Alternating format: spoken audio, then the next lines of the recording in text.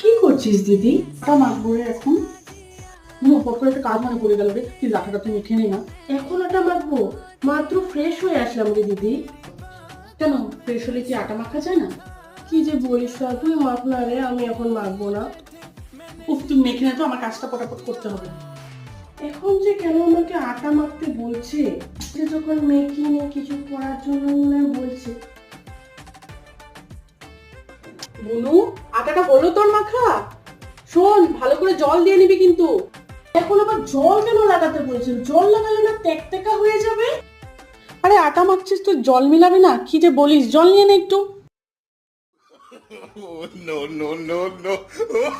এবার তুই কি করছিস বলো? তুই তো বলেছিস আটা মাখতে।